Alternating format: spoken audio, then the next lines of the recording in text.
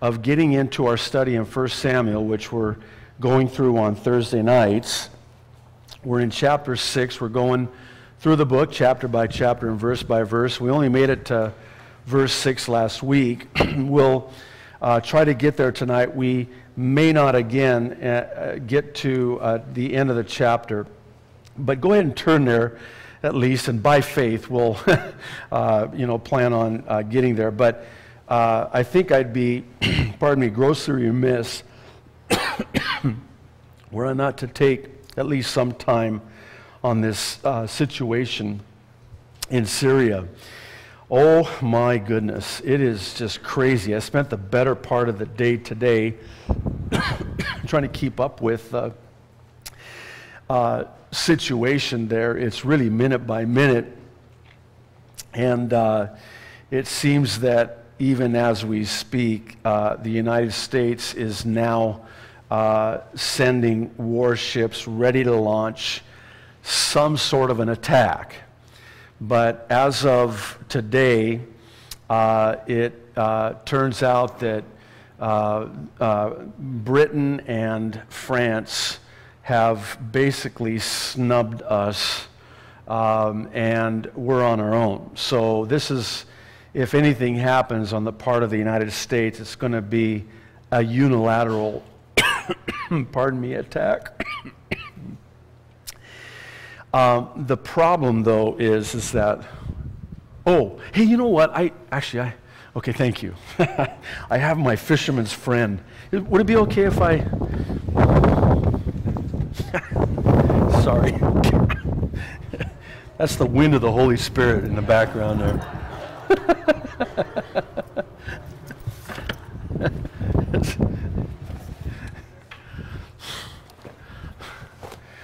Okay. Just one moment here. Here we go. Okay.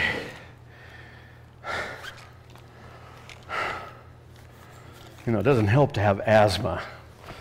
That just exacerbates it. Cough and wheeze and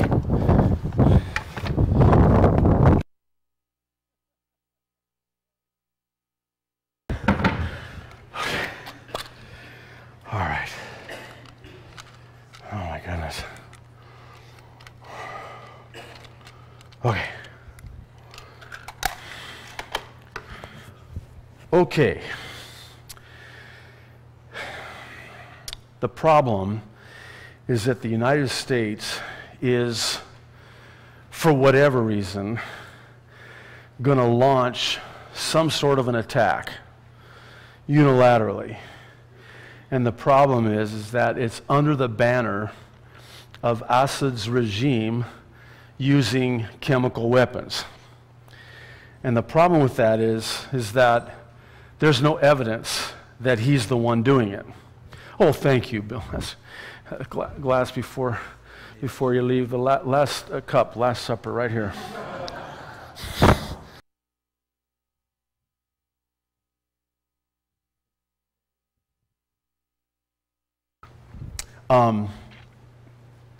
In fact, the evidence suggests that it's to the contrary, that it's not Assad's regime, but the so-called rebel forces, which I believe are not the freedom fighters, as we're being told, but rather these are Islamic Al-Qaeda, Muslim Brotherhood. These are terrorists that are seeking to displace Assad the way that they did Hosni Mubarak in Egypt and Muammar Gaddafi in Libya. And so they're called apparently the rebel forces. And it does seem that, as the evidence would indicate, that it might in fact be these quote-unquote rebel forces who have used the chemical weapons, knowing full well that it would point to, by way of setting up, the Assad regime. Earlier today, the Associated Press, surprisingly actually, published a report with the headline reading, AP sources, intelligence on weapons, no slam dunk. In other words, not so fast. Here's a couple of excerpts. The intelligence linking Syrian President Bashar Assad or his inner circle to an alleged chemical weapons attack is no slam dunk, with questions remaining about who actually controls some of Syria's chemical weapons stores and doubts about whether Assad himself ordered the strike, U.S. intelligence officials say. President Barack Obama declared unequivocally Wednesday that the Syrian government was responsible while laying the groundwork for an expected U.S. military strike. Now, they won't do anything, it's believed, until Saturday, because that's the time when the UN inspectors are supposed to leave. In other words, they wouldn't strike while the UN inspectors are there, and they're there until Saturday, which would be Friday night, actually, Hawaii time. It goes on to say, quoting Obama, "We have concluded that the Syrian government, in fact, carried these out," Obama said in an interview with NewsHour on PBS. And if that's so, then there needs to be international consequences. The problem is that there's no international support. Though he tried to curry the support of Britain and France, and much to his dismay, I think it speaks volumes as it relates to this administration. And, you know, it's quite ironic that Bush was the subject of such scorn. And here we have Obama basically doing not just what he did, but infinitely more than he did. The article goes on to say that a report by the Office of the Director for National Intelligence outlining that evidence against Syria includes a few key caveats, including acknowledging that the U.S. intelligence community no longer has the certainty it did 6 months ago of where the regime's chemical weapons were stored, nor does it have proof Assad ordered chemical weapons use, according to 2 intelligence officials and 2 more U.S. officials. The humanitarian group Doctors Without Borders has said an August 21 rock strike killed 355 people. A 3-page report released Thursday by the British government said there was a limited but growing body of intelligence blaming the Syrian government for the attacks. And though the British were not sure why Assad would have carried out such an attack, the report said there was no credible intelligence that the rebels had obtained or used chemical weapons. Here's the problem with that. They're saying that the quote-unquote rebel forces don't have the capability to launch such an attack. And so they're all kind of rallying around. I saw John McCain on CNN today, and he's saying, arm the freedom fighters, arm the resistance. And then Sean Hannity had, you know, a number of experts on, and he said, you know, if there's a regime change, which the U.S. is saying, we're not there for a regime change. Yeah, sure. That's what we said in Egypt, right? That's what we said in Libya, right? So why are we there then? So they're all rallying around this notion that somehow the rebels, as they're called, did not have the capability of launching these chemical weapons. It's really quite a propaganda effort and campaign, I believe. It goes on to say, quizzed by lawmakers in Britain's House of Commons. Did anybody watch that, how they do that thing they do when they do that thing they do in the UK? It's really crazy, you know. They just yell at each other. I'd like to be there one time just to yell. But So, quizzed by lawmakers in Britain's House of Commons, Prime Minister David Cameron gave various descriptions for his level of certainty to Assad's responsibility, ranging from, quote, beyond doubt to being, quote, as certain as possible. We have a regime that has used chemical weapons on 14 occasions.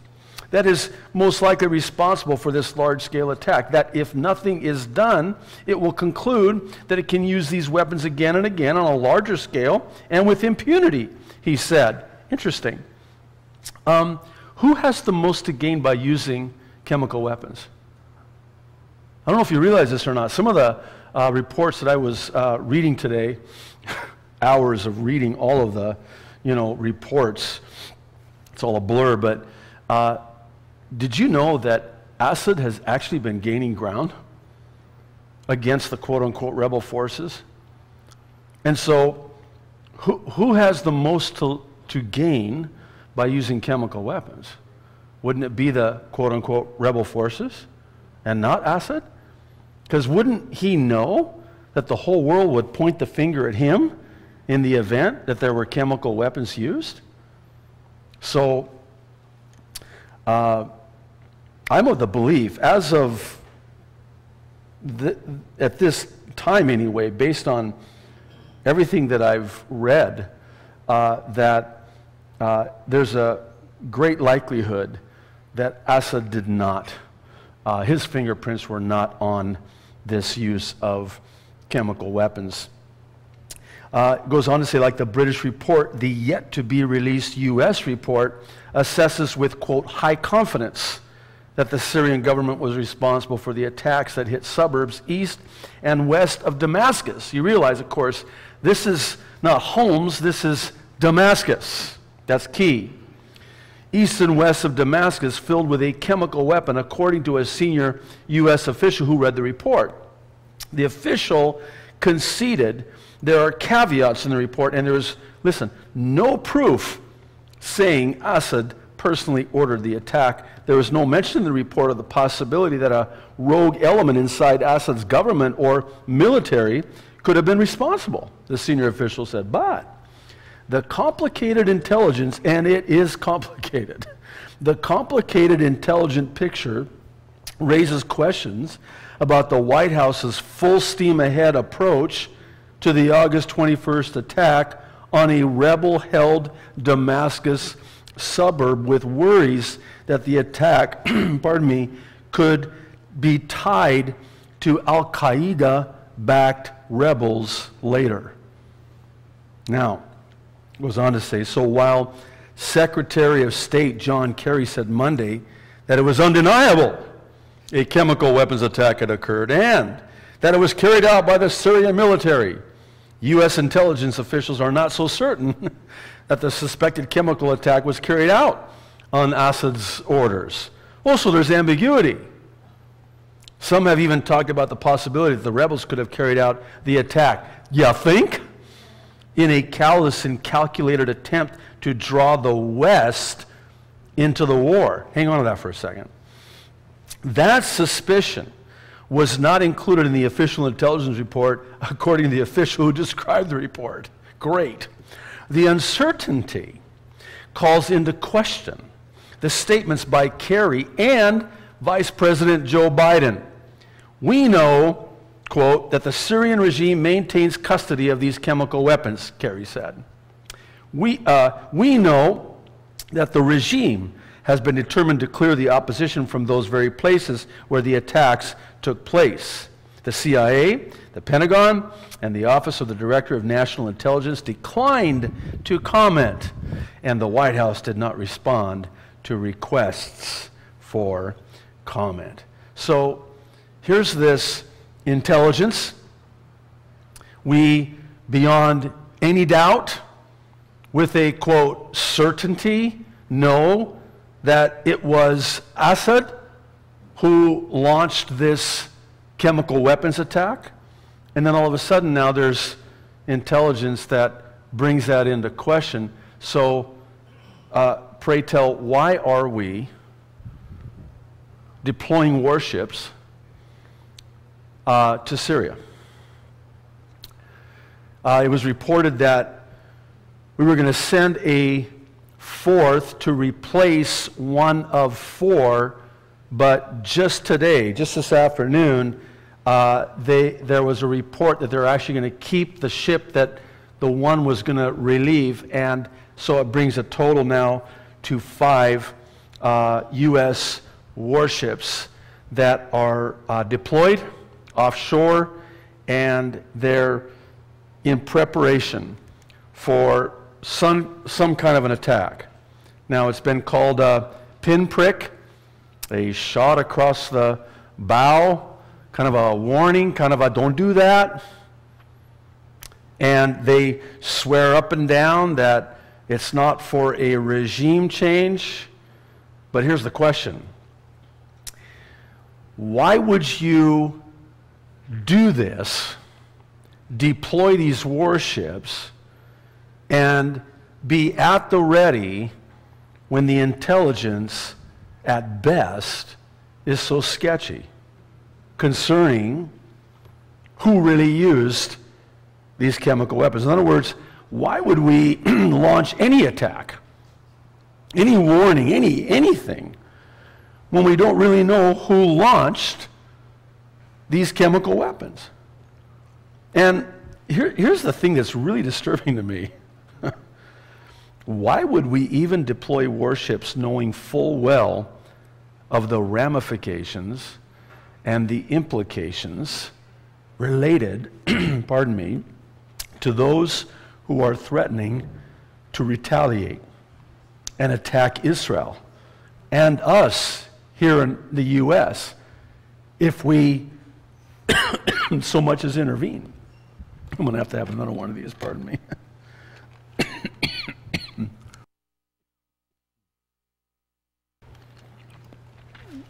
This afternoon, Jerusalem Post published an article with the headline, Hezbollah, if Assad is threatened, we will hit Israel. Now, I told you to hang on to that from the previous article, dragging the West into a war. This is bait. This is bait. They want to start a war in the region and get all of the other players involved. You have to understand that chaos, weapon attacks, this is all fuel in the tank of Islam, who is seeking to establish the Islamic caliphate, exactly like we're told and exactly like we're seeing even now. So why do they want to hit Israel?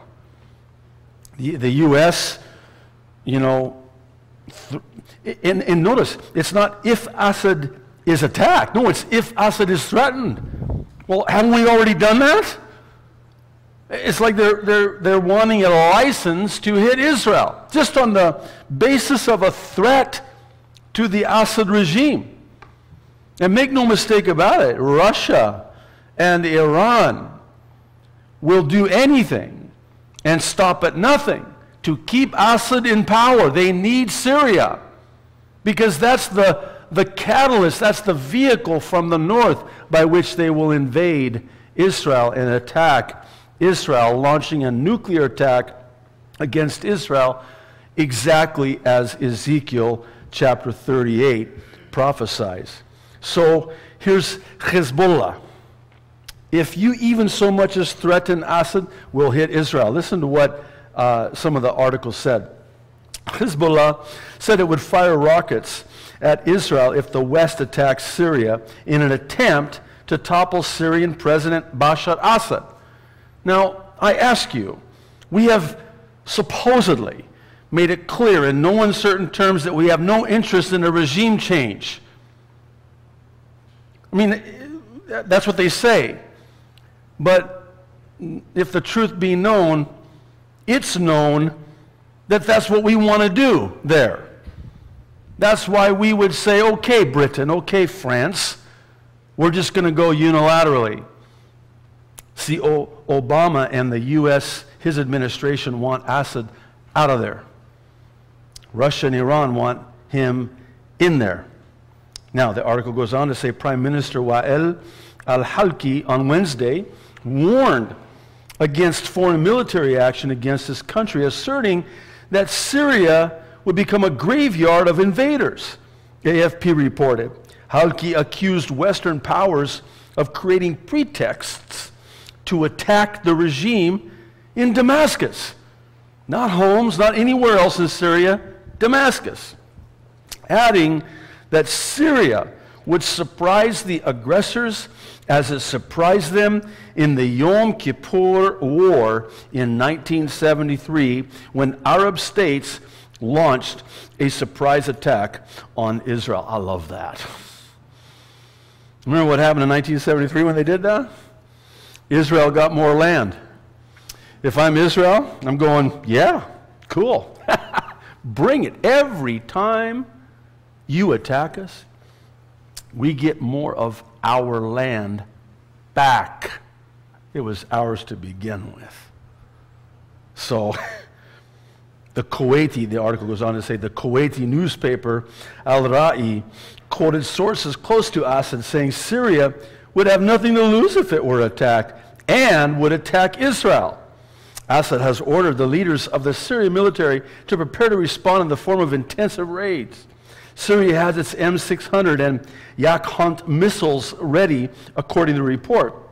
The sources said that unlike Iraq's Scud missile attacks during the first Gulf War, Syria's missiles were not more than 50 kilometers from the most sensitive points in Israel. And Israel knows this. Israel knows exactly what they have. Iranian Supreme Leader Ayatollah Ali Khamenei said on Wednesday that U.S. intervention in Syria would be a disaster for the region, the ISNA state news agency reported, after supporting Arab uprisings across the Middle East and North Africa in 2011 as examples of what Khamenei called, listen, an Islamic awakening. Tehran has steadfastly supported Assad against a 2.5-year-long rebellion. You realize that what's been going on in Syria has been going on for 2.5 years? Something's got to give.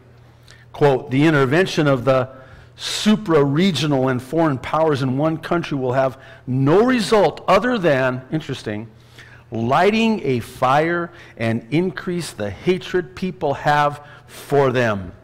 This lighting of a fire is like a spark in a gunpowder magazine whose dimensions and consequences are unknown.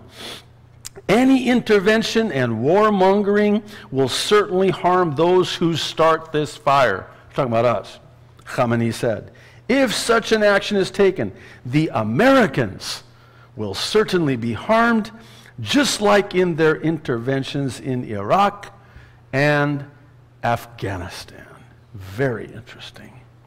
Okay. This threat was echoed, in another report earlier today.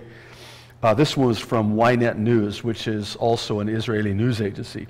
The headline read, top Syrian official, Tel Aviv will be hit if Damascus attacks. So, in other words, if you threaten Assad, we're going to hit Israel. If you attack Damascus, we're going to hit Israel. If you just think about, Damascus, we're going to hit Israel. And we're going to hit the U.S. too. The subtitle. Senior Assad army officer tells Iranian news agency, Israel will also be set on fire if war waged against Syria. Listen to what they had to say. If Tel Aviv will become a target, then a full-scale war against Syria will essentially justify an attack against Israel. A senior Syrian army official told Iranian news agency Fars on Tuesday, if Syria is attacked, Israel will also be set on fire, and such an attack will in turn engage, listen to this, Syria's neighbors. The source added, excuse me?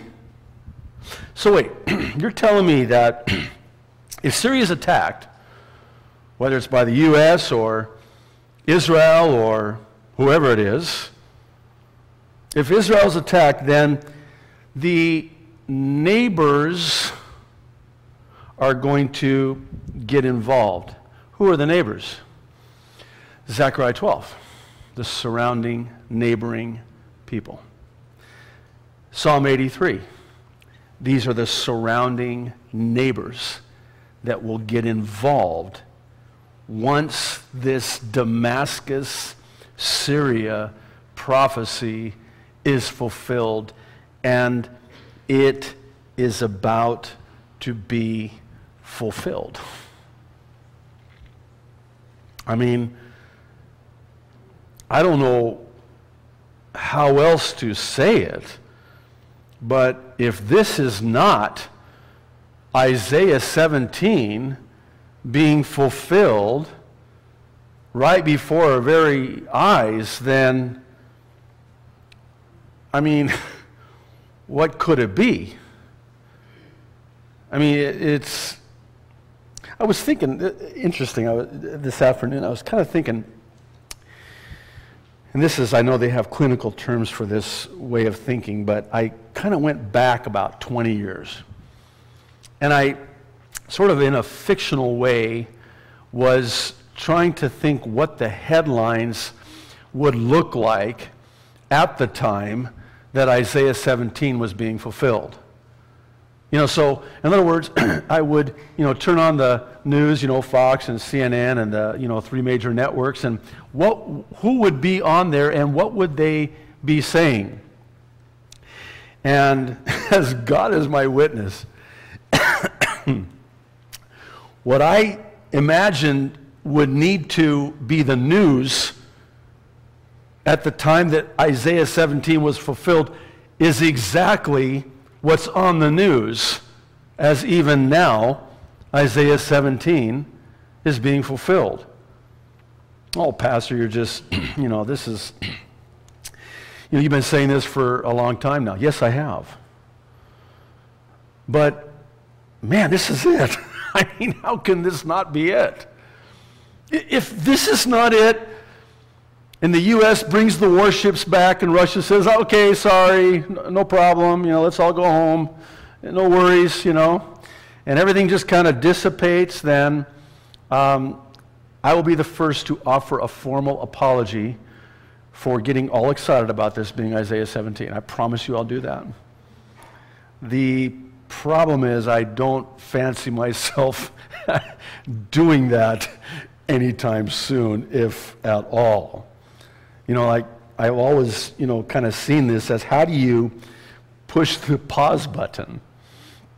How do you, stop the momentum that it now seems is, gaining? This is it. And the significance of this being it is such that it will bring the neighbors, it will bring Psalm 83 to its fulfillment, it will bring Isaiah 19 already in progress. The reason being is that all of those neighbors that are listed in Psalm 83 have the Syrians and the Egyptians. The Egyptians by way of the Hagarites, the descendants of Hagar, and the Ishmaelites, the descendants of Ishmael. These are Egyptians. And what's so fascinating is that in Ezekiel 38, with Russia and Iran at the helm, there's no mention of any of these neighbors that apparently will be engaged. Syria's neighbors.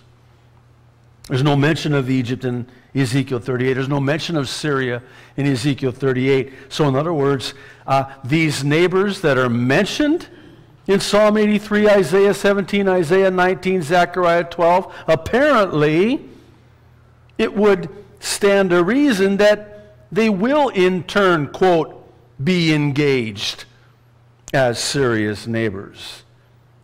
The article goes on to say, the source also warned the U.S. and other Western states that if Syria becomes weak, certain irresponsible groups will be formed which will endanger Israel's security. Who's threatening who?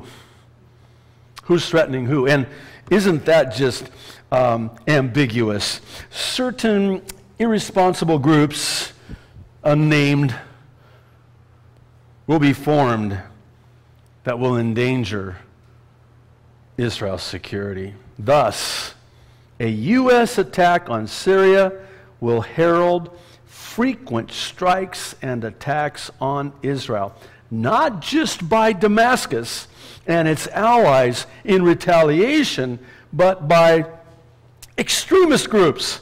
Oh, so we've got, quote, irresponsible groups, and we've got extremist groups, and we've got all these groups who, quote, will find a ground for staging their aspirations. Man. Well, so what's Israel doing in the meantime? Are they just kind of sitting by going, wow, cool. Let's see how this plays out? No. I follow Benjamin Netanyahu and the IDF on Twitter. And I was just on Twitter all day today. It was really cool. And I'm just kind of, watching all these tweets as they're coming out. Boom, boom, boom, boom, boom. And Netanyahu, I believe, has been put in place for such a time as this. And Netanyahu knows Old Testament prophecy. He knows all about Isaiah 17 and Isaiah 19. He knows all about Ezekiel 38. He knows all about Psalm 83 and Zechariah 12. He's an extremely intelligent man. Anyway, a few hours ago, this was Thursday in Hawaii, but Friday morning in Israel. The news agency Israel Hayom published this report regarding Israel's response to all of this posturing by all of Syria's, quote, neighbors and all of these irresponsible groups and extremist groups and groups. And the headline read, Israel sends stern warning to Assad through Russian intermediaries. Listen to this.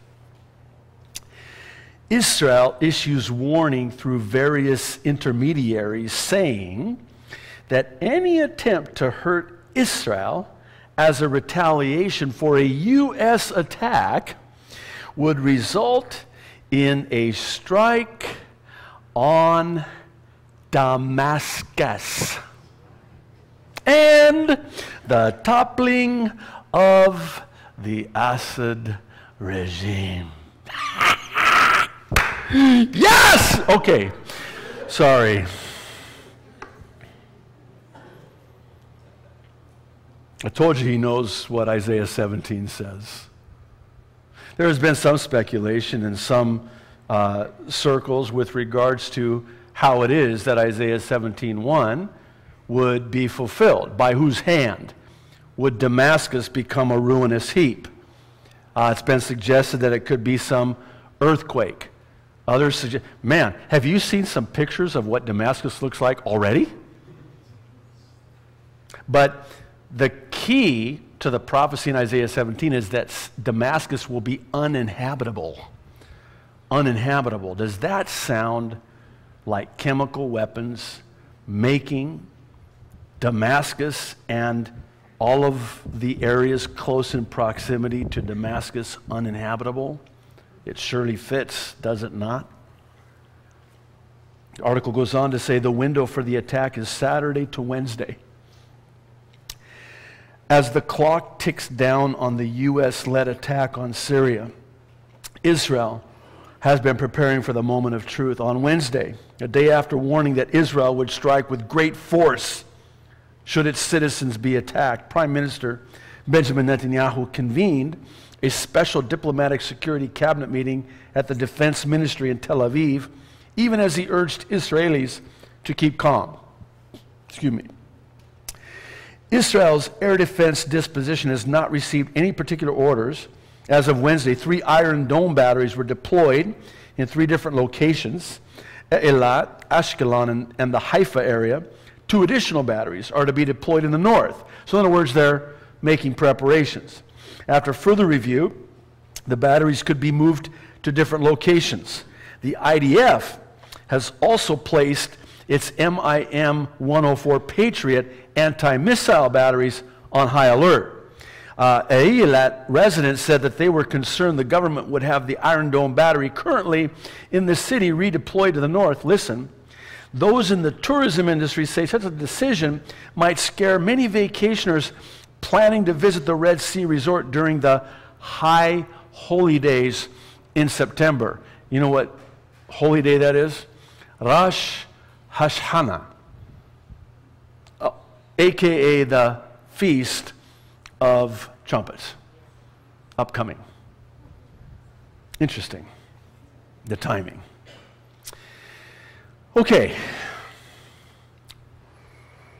the reason I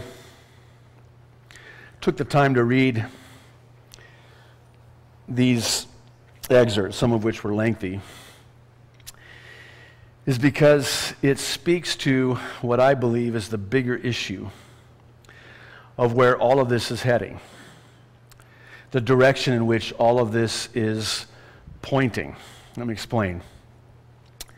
When, not if, the first trigger is pulled, by whom we know not, would you agree that this has the propensity to literally cause all hell to break loose? All of the, again, neighbors will be engaged. As soon as that trigger is pulled, this is not a standalone prophecy in the sense that I can't see how Isaiah 17 will be fulfilled and everybody would go home. Syria would, Damascus would become a ruinous heap by some strike, whether it be the U.S. and or Israel in a preemptive strike. Isaiah 17 is fulfilled and then everybody just kind of retreats. No, it will, I believe, set in motion that which we were told would happen in concert with, really simultaneously with, this Isaiah 17.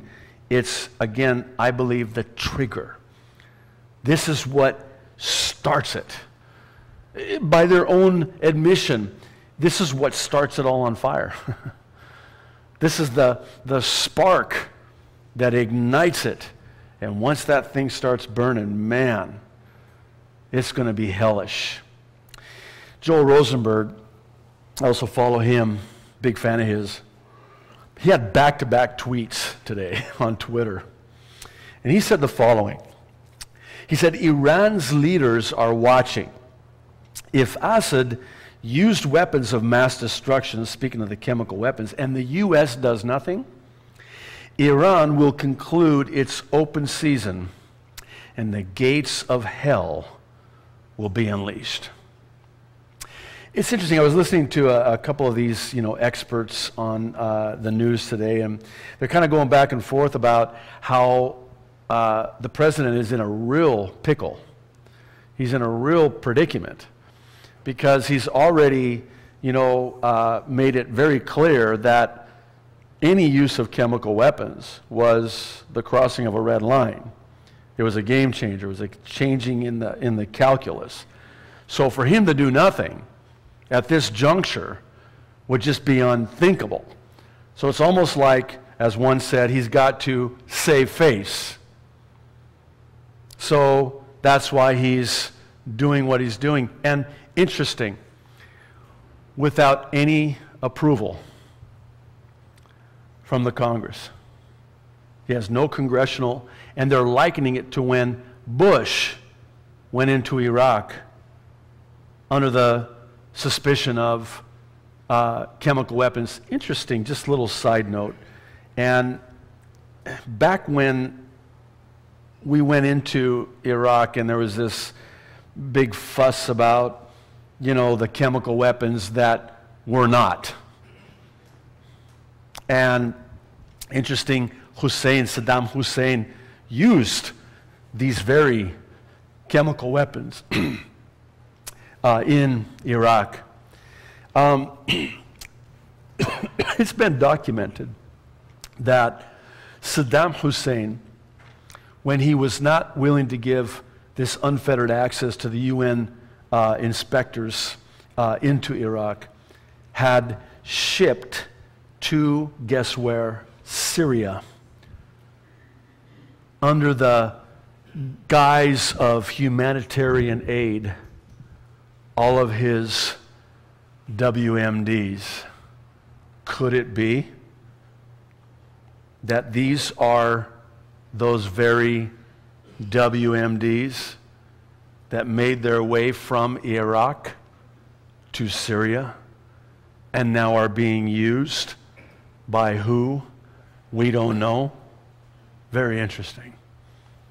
And so the president is unilaterally making this decision with no regard to what the speaker has to say about it. He has no, due process involved. And so he's just going in. And who knows what's going to happen. Listen, we're not going to make it to 1 Samuel. I'm so sorry. Lord willing, we'll do it next week. This Sunday for the update, I'm hoping, Lord willing, to connect the dots in terms of the prophecies that are in play vis-a-vis this prophecy concerning Damascus in Isaiah 17. What I'm planning to do, and I can't really do it until really early on Sunday morning because it's just changing by the minute. And so I'll probably just get up really early on Sunday morning and turn on my TV, and maybe we've already attacked and Israel's already being attacked, and if I wake up and I hear a shofar, then we'll just figure, hey, I don't need to even have a prophecy update. But no, seriously though, I want to look at a scenario whereby an all-out war breaking out would engage these neighbors, the very ones listed in Psalm 83, and how it is that it would be very plausible that after Israel prevails, and Israel will prevail, regardless of how this goes down, regardless if, the U.S. does something, whatever the retaliation is, Isaiah says, no weapon forged against Israel will prosper. So there is the possibility that after Isaiah 17 and Psalm 83 and even Zechariah 12, the surrounding people, when you get into Zechariah 14, it describes what many believe, present company included, is a nuclear attack. And that would really tie in and fit in with what we see happening on the heels of, subsequent to, this prophecy being fulfilled. In other words, this just kind of raises the bar. This changes the whole complexion of everything. Because if Israel prevails and even gets more land back, then here comes Iran, here comes Russia, here comes Ezekiel 38. And what's really fascinating is Ezekiel 38, because of the details in that prophecy, it would seem to indicate that it can't happen until Israel thinks she dwells securely. I believe that the Antichrist will fulfill Daniel 9:27, after Psalm 83, Isaiah 17, etc. And he will by force enforce this 7-year peace agreement. That's the only thing that to me explains how it is that Israel will remove her walls with the bars and the gates. Very explicit detail in Ezekiel 38. And so she thinks she dwells securely. And I'll take it a step further and venture to say that it's also very plausible that the Antichrist at that point will give the green light to Israel to rebuild their temple. And Israel, within just a matter of maybe 30, 60 days, can build their temple. And possibly, I believe, without disturbing the Mosque of Omar, also known as the Dome of the Rock. Remember those of you who went with us to Israel this last time on the Temple Mount? And that's a perfect spot. And it has to be on the exact spot where the original temple was, where the original Holy of Holies was. By the way, this is our study in 1 Samuel, which we're going to look at, is the Ark of the Covenant. The Jews know within meters where the Ark of the Covenant is. There's been much speculation that it's in Ethiopia. We don't know who's got it. Did they find it in the Raiders of the Lost Ark, that movie? Who is that actor? So where's the Ark of the Covenant? Oh, they know exactly where the Ark of the Covenant is. They've already trained the Levites. And because of computer technology, they know the DNA of the descendants of Levi, of Aaron and Moses as the high priests. They're already training them for their service in the temple. And they have all the articles. There's an interesting I think it's Leviticus 19. It's a study of the red heifer, the importance of the ashes of the red heifer. And so there's been much debate about, well, do they have the red heifer? Because there's been for many years, no perfectly red heifer. It had to be all red.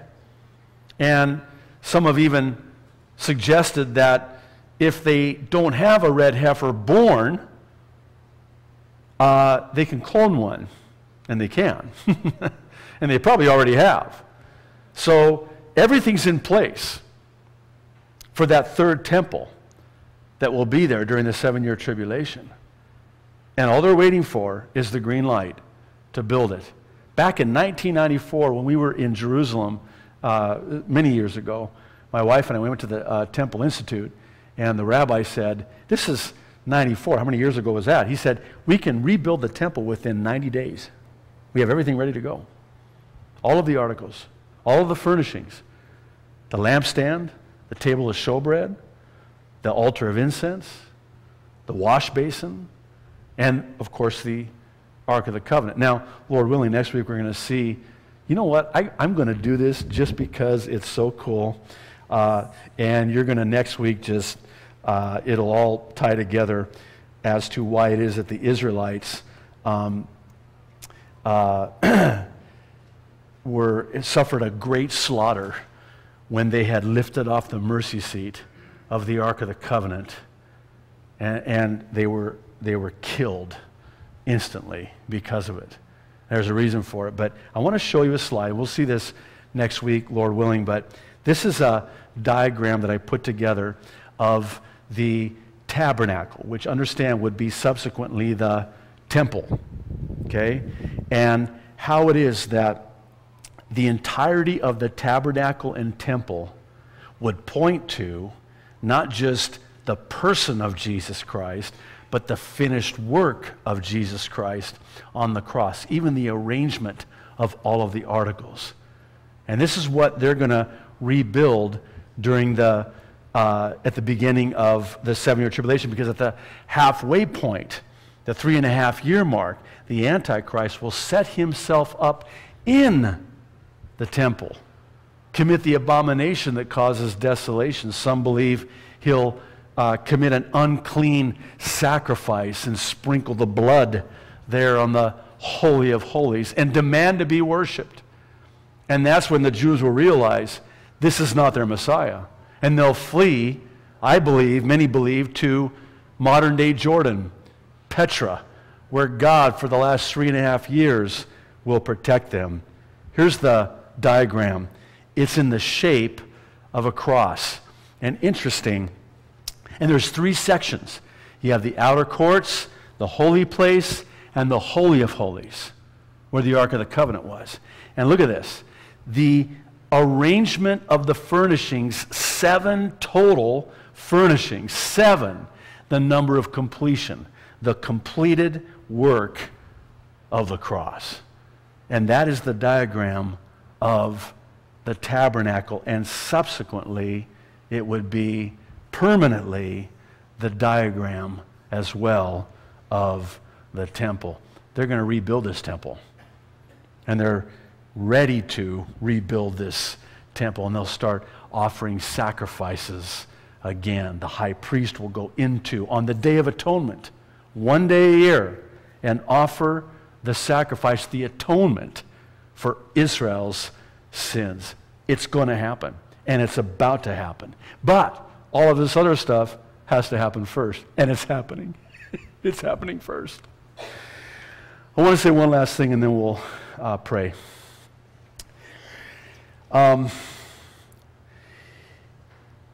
It's, I think, incumbent upon us to be mindful and even prayerful for the Syrian people. Now, understand, many of them have fled Syria and are even now in Israel, by the way. And Israel is letting these Syrian refugees into Israel, fleeing Damascus particularly. They're also fleeing into Jordan. In fact, Jordan can't even handle the hundreds of thousands of people that have fled Syria. I don't really believe there are that many people left in Syria. What you have there now, apart from the Assad regime, are these, I believe, Al-Qaeda. You have these, quote-unquote rebel fighters, or whatever they're called, and they're pretty much there. It's even now unlivable. There's no electricity. There's no water. There's no sewage. There's no anything. It wasn't that long ago I used to have certain comments on YouTube from people in Syria and on Facebook. Not anymore. Pardon me. But some of them have, I think, fled to safety. Many of them have not. Many of them have not. And I think that we need to pray for the Syrian people. We need to pray for the Arab people there in the Middle East, in Egypt, the Christians in Egypt. It is getting really bad, but it won't be much longer. If somebody is listening to this somewhere in the Middle East, close in proximity to all of this, you be encouraged and do not grow weary in well-doing, for in due season you will reap if you faint not. The Lord's coming. The Lord sees. The Lord hears. The Lord cares, and He is coming. You hang on. Let's pray. Why don't you all stand? Lord,